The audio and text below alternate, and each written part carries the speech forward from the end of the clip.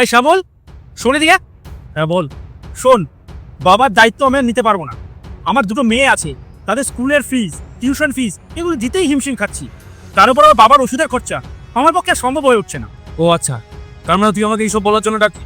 তাহলে আমার একটা কথা শুনে নে, বাবাকে কিন্তু আমিও রাখতে পারবো না, কারণ আমার তো কোনো বিয়েই হয়। কে দেখবে বাবাকে?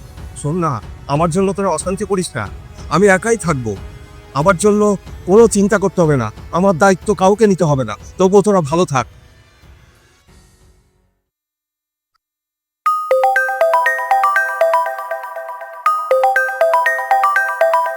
বাবা, এ তোমার ফোন বাজছে, কোথায় গেল? দেখ না, ফোনটা ধর তুই, কে দেখ। হ্যালো। হ্যালো, হ্যাঁ বলুন। আপনি কি মিস্টার সঞ্জয় দেবনাথ বলছেন? না, আমি ওনার বড় ছেলে বলছি। কি হয়েছে বলুন। ওনার একটা 25 লাখ টাকার ইন্স্যুরেন্স ম্যাচিওর করেছে। কত? 25 লাখ টাকার ইন্স্যুরেন্স? আপনার বাবাকে একটু আমাদের অফিসে আসতে হবে। আমাদের কিছু ফর্মালিটিস আছে, ওগুলো কমপ্লিট হলে আমরা অ্যামাউন্টটা ওনার অ্যাকাউন্টে ট্রান্সফার করে দেবো। আচ্ছা আচ্ছা আচ্ছা। হ্যাঁ আচ্ছা, কবে আসতে হবে বলুন। উনি যদি কাল পরশুর মধ্যে চলে আসেন তবে ভালো হয়। আচ্ছা আচ্ছা, ঠিক আছে ঠিক আছে, আমি বাবাকে নিয়ে পরশুদিনই আসবো। আচ্ছা ঠিক আছে। এই দাদা, কে ফোন করেছিল আর কি 25 লাখ টাকার কিসব শুনলাম? ও কিছু না কিছু না, ওই বাবার কি একটা ইন্স্যুরেন্সের টাকা পাবে, পরশুদিন আমার বাবাকে নিয়ে যেতে হবে, ওটুকু জানতে হবে। রে, কি হয়েছে? কে ফোন করেছিল? বাবা, ওসব কথা ছাড়ো, তোমার কি কোনো ইন্স্যুরেন্স করা আছে?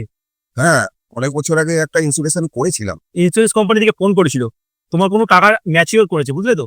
তো তোমাকে পেপার ওয়ার্কসের জন্য ইন্স্যুরেন্স কোম্পানিতে যেতে হবে। তো পরশুদিন আমি আর তুমি যাবো, ঠিক আছে? তুই কেন যাবি বাবাকে নিয়ে? আমি আছি তো, আমি নিয়ে যাবো। তুই কেন নিয়ে যাবি? আমি বাড়ির বড় ছেলে, আমি বাবাকে নিয়ে যাবো। ও আচ্ছা, এখন বাড়ির বড় ছেলে, আর যখন বাবা দায়িত্ব নেওয়ার ব্যাপারে এসেছিল তখন কোথায় ছিলি রে? তখন তো ছোট ছেলের ওপরে সব দায়িত্ব দিয়ে দিচ্ছিলি। সেই কৈফিয়ত আমি তোকে দেবো না। বাবার এতদিনের সব দায়িত্ব আমি পালন করেছি, তুই করিস কিছু।